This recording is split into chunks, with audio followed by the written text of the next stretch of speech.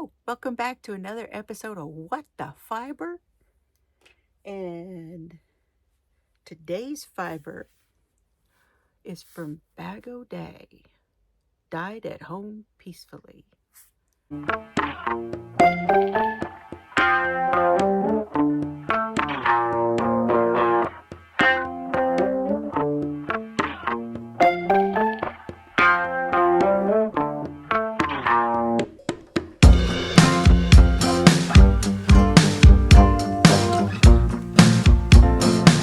Perfect example of a merino and superwash and nylon and stellina and red and beautiful. So Bag O' Day has a wonderful YouTube channel with thousands of absolutely wonderful tutorials, but she recently in the last year started to hand dyeing yarn, and that has become her passion because she gets very passionate about a lot of different things, and dyeing yarn is now one of those. She also does this with her family, so that's another wonderful thing, is that she is able to spend time with her family while doing something she loves. When she was making videos and doing tutorials, which she does still do, she spent a lot of time doing that, and it took her away from her family more. So now she gets to spend time doing things that really bring her enjoyment. And I'm not speaking for her. These are things that she has said on her YouTube channel. So you can go over and listen to her. And she has two channels. She has the Bag O' Day channel, but she also has one called Nerdy Crocheter. I'll leave links to both of her channels for you down below. Today, we are going to talk about this beautiful fiber, and then we are going to, and this is called, and I don't know how to say that. I believe it is Deserde Ascuteri, something like that. It's something desire. Dark desire, maybe? I don't know. I don't speak that language, whatever that language is. So, welcome back. I'm going to go ahead and get this spun on my wheel and my yarn winder, and let's get this into a hank, and then I'll tell you what I'm going to make with it. And we'll talk a little bit about the fiber that's in here.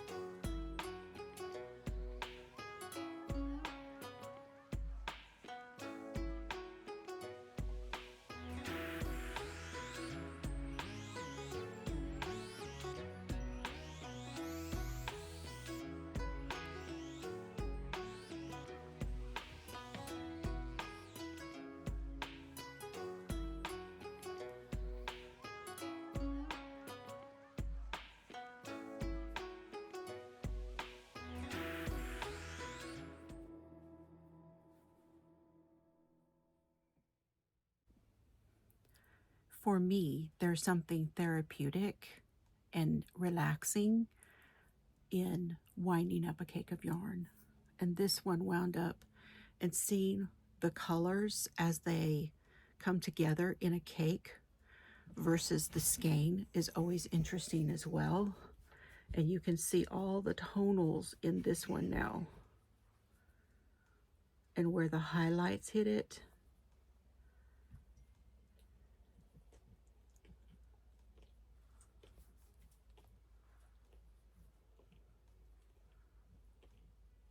Yeah. Isn't that nice? So, merino. Lots of different merino. We went over this in the last episode. If you haven't seen the last episode of What the Fiber, we kind of went over that and what a merino, that there's a whole bunch of merinos out there. And again, I'm referring to the Fleece and Fiber book.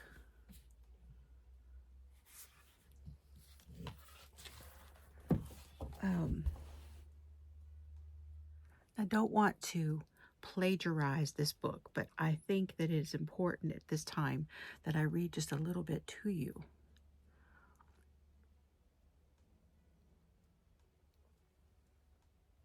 Wet my whistle. Merinos are truly the royal family of the wool world. They may also bear the only breed name that is commonly recognized. Okay? Because it's everywhere. Everybody knows merino. Merino is known for hand dyers across the world. It is known as superwash merino. It's known, which is a process of how they clean and wash the wool. It's in magazines, it's in books, it's on labels of everything. Merino is known to be the creme de la creme of the wool world. And it has royal history, royal ties. Spain separated from Morocco by a mere 8-mile gap of water known as the Strait of Gibraltar, and has long been a point of ready exchange between Europe and Africa. The history of the merino is one that crosses both sides of this blue ribbon between the Atlantic Ocean and the Mediterranean Sea. In the 12th and 13th centuries, Spanish royalty began importing rams from the Bene Marin, members of a Berber tribe centered in the area of present-day Morocco, to cross with their best sheep. This was a match made in heaven. The Spanish ewes, when bred to the African rams, yielded fine wool sheep like none other. They were named merinos after the African tribe. Now, there's a lot of different merino, and they all come from different parts of the world also. And it depends on what they're breeding them for and for what type of wool that they want. A fine merino, which is found after hand spinning preparation, is 19 micron. And it has 40 to 50% merino fibers, and then permanently chemically set them in that condition, stretching and reducing the fiber diameter to 3 to 3.5 microns, yielding a diameter of 15.5 to 16 microns. It also eliminates some crimp. The resulting fiber is strong and silky and still absorbs water and drapes well, but lacks merino's characteristic crimp resilience. Stretching increases the fiber's luster. Spinners can obtain Optum Fine as a sliver. One end may draft, so they draft the yarn when it's being spun. And as I talked to you about Junction Fiber Mill last week and how a fiber mill does things, and if you watched some of their videos, they have machines that do carding, they have machines that do the drafting, they have machines that do the combining of everything together, the spinning, the plying. They have a different machine for each of those things. People who do spinning also do this, but on a smaller machine and by hand. So that's some of the ways that yarn is spun. I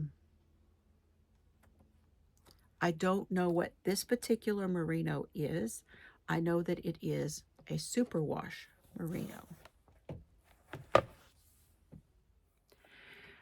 Now you may ask, what is a superwash merino? And basically, I'm going to give you kind of a, if you look it up, you'll find the same wording, all of the same things. Anyway, basically they wash it with something. Sometimes they wash it with an acid, sometimes they wash it and they coat it with like a polymer, and that lays down the staples, and it makes the wool softer, drapier, but it also makes it machine washable. Yes, wool can be machine washable if it's superwash. Most of the commercial, not all of it, don't take every single one of them for being exactly that, but most of your blends which have a superwash merino with an acrylic or with a cotton or with a bamboo they're superwash, so they're meant to be washed in a cool washing machine, not hot water, just cool water, and then laid it flat to dry. And I would always recommend hand washing and laying flat to dry. But if you choose to superwash anything, I would also lay it out, block it, semi-block it, whatever you need to do, and I wouldn't put it in a dryer. And almost all of the labels say the very same thing. But that is basically what a superwash merino is. Now, I did want to speak briefly about gauge, because in a minute I am going to work with this yarn and I'm going to show you what it looks like when it's being worked up. Most of your hand dyers will attach some sort of information on your label. Well, what does that information mean? You're going to get something that tells you what crochet hook to use. This one says to use a G or a 4.25 to an I 5.5 millimeter. That is the recommended range of hook for a crochet. Knitting will be a little bit similar, but sometimes a different range than what a crochet hook is. And then sometimes on some labels, they will say, it doesn't on this one, which is fine, but some of them will tell you stitches per inch. For instance, on a, let me grab one. They have little squares on the back. You've seen them.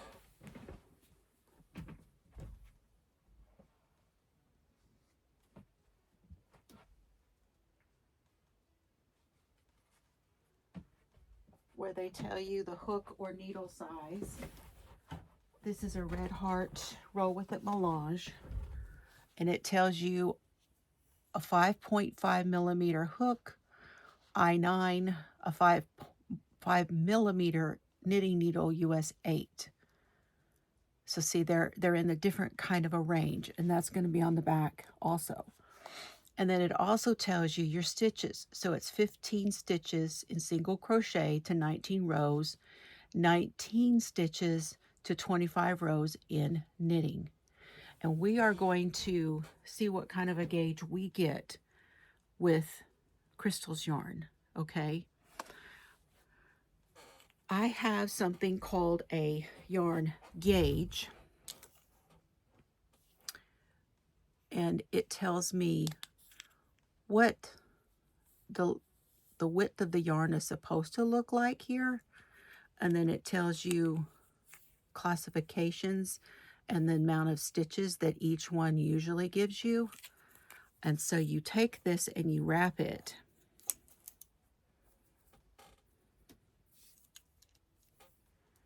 to get the wraps per inch, because this is a 1 inch. Okay. Now if I hold this yarn against here without pulling, you don't want to pull it, but if I hold this against my gauge, it does come up looking like a DK. I'll show you. Little coordination thing going on here. See, if I hold it without pulling it, it does look like a DK. That one would be 11 stitches per inch. And again, you don't want to do this like tight. So this one has a little spot where you can put the end of your yarn on, and then you're just going to gently go around. So 1, 2, 3, 4, 5,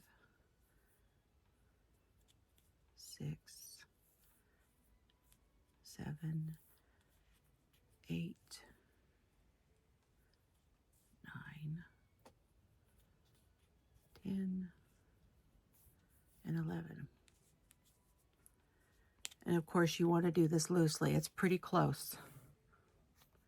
Very, very close. I probably could get one more right in the edge there, and I could squish them all in, but you don't want them squished. You want it loose. So pretty darn close to that 11.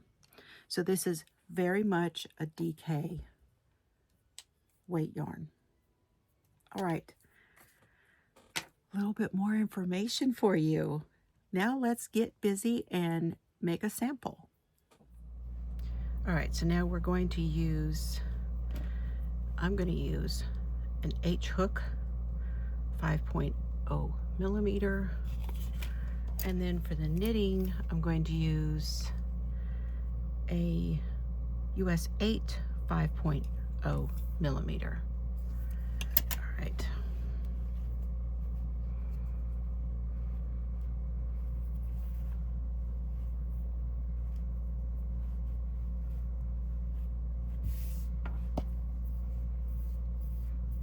Showing up as a little bit darker on camera. It's actually pretty light, or lighter than that. It's funny how our cameras do that. I am using my iPhone. All right, so let's crochet with it.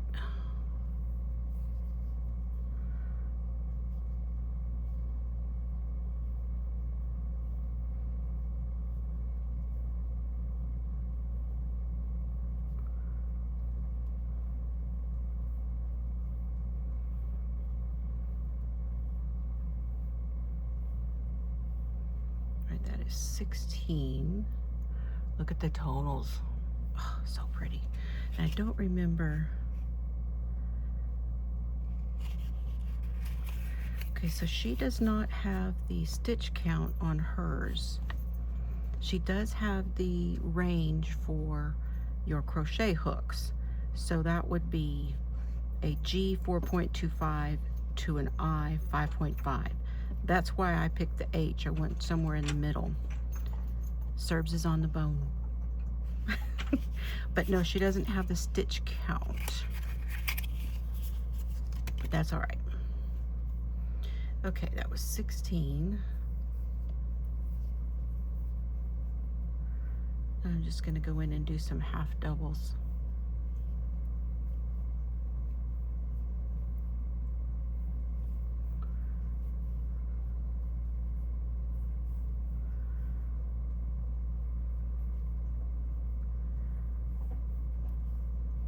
You do not feel the stellina. There is a marked difference between a stellina and a lurex. Number one, the stellina is a higher end. Lurex is a bit thicker and a bit rougher than a stellina.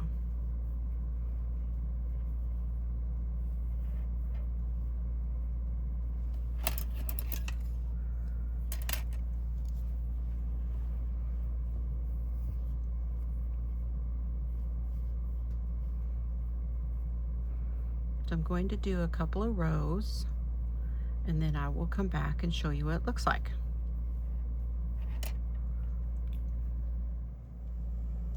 All right, so we have our 16 inches, and then I have got 10 rows here, and that is right at a standard 4-inch by 4-inch sample.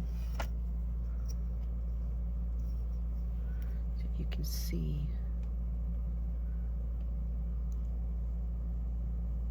the 4 right here. So pretty close. I mean, if you were to stretch it just a little, it would be perfect. To block it out, it would be perfect. And again, this one is a DK weight, number 3 DK weight. It's 75% superwash, 20% nylon, and 5% gold stellina. And at this gauge, I'm pretty sure that we are right in the numbers. So 16 inches and 10 rows would be very, very much in with a standard DK weight yarn. Now remember, our yarn gauge tells us the wraps per inch. And we were right in there with the DK at 11 wraps per inch. That's not the same as stitches. Your stitch count is different than your wrap. I just wanted to point that out, okay? So this yarn is very much in line with a standard DK weight yarn so far. And the feel of it is wonderful. And I hope you can see all of that tonal color going on in there. Bring it up a little closer. Very pretty. All right, now we are going to use, I'll use the other end of that, and we will compare our samples when I get the other one knit. I'm going to do a standard cast on using the long tail cast on method.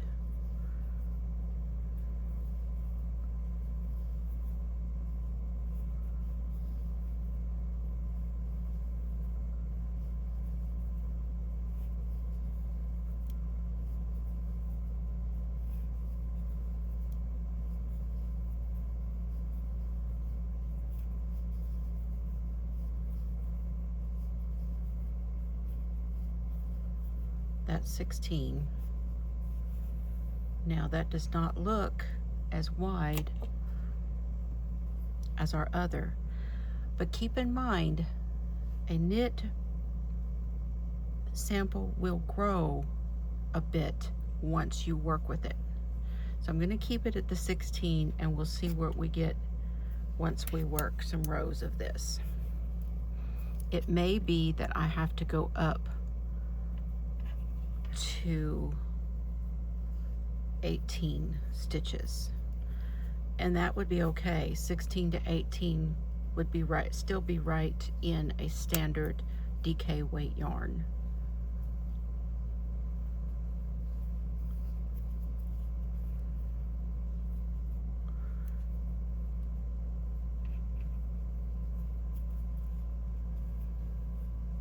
I'm just going to knit all the way across, and I'm going to do this in garter.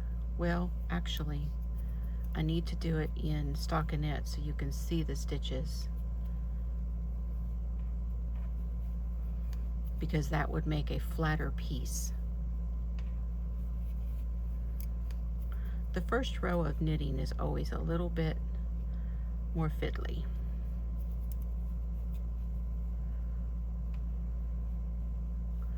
So doing this in stockinette means I'm going to knit across, and then I'm going to purl back.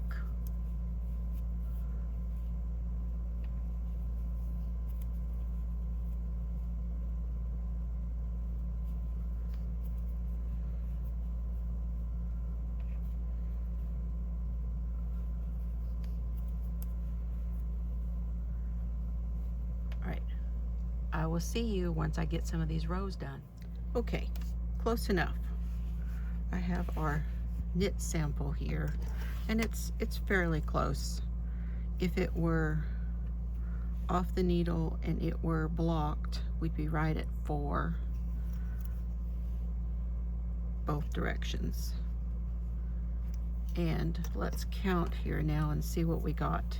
So I did some garter here on the bottom, which means I did my cast on and then 2 rows knitting back and forth, and then I knit across and purled back to make these stockinette stitches, and then I did 3 more rows of just plain knit, and I added 2 stitches on either side so that it would lay just a little bit flatter for us.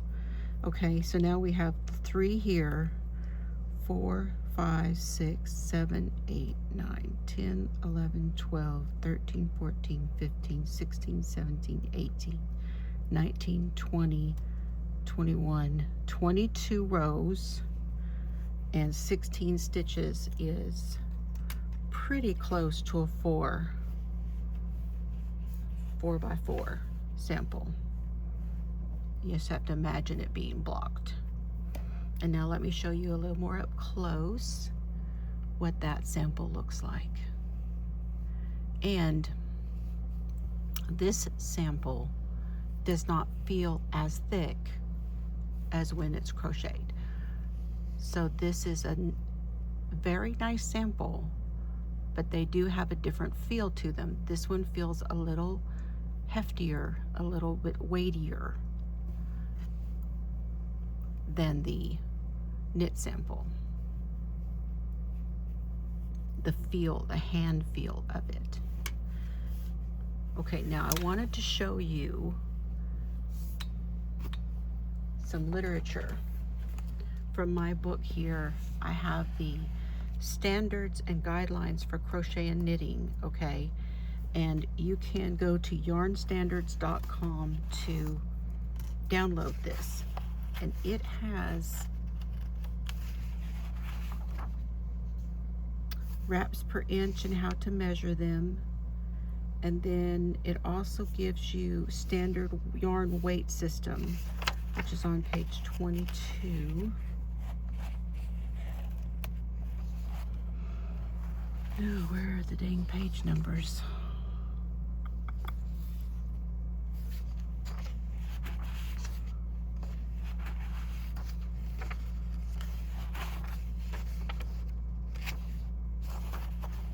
Let me find it.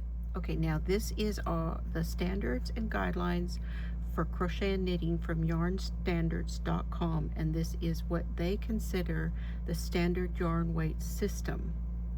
And we're talking about a light 3, which they consider to be a DK, or also called a light worsted. The knitting gauge should be 21 to 24 stitches. The recommended needle would be a 4.5. Now I'm using a 5. US range 5 to 7. Okay, but the millimeter would be 3.75 to 4.5. Okay, now the crochet gauge, they are saying, would be a 12 to 17 stitch.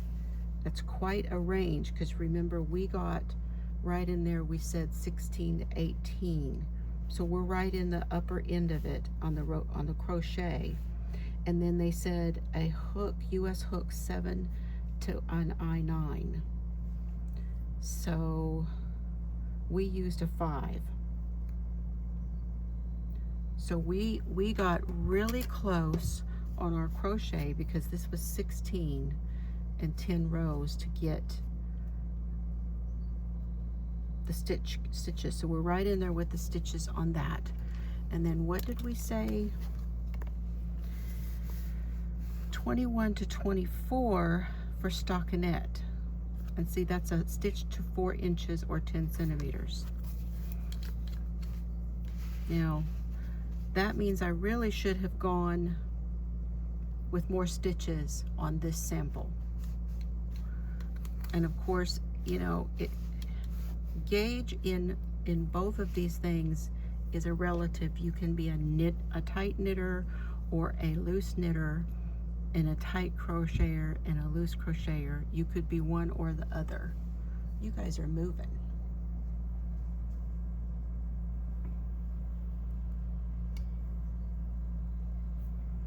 So, okay, let me put this away real quick.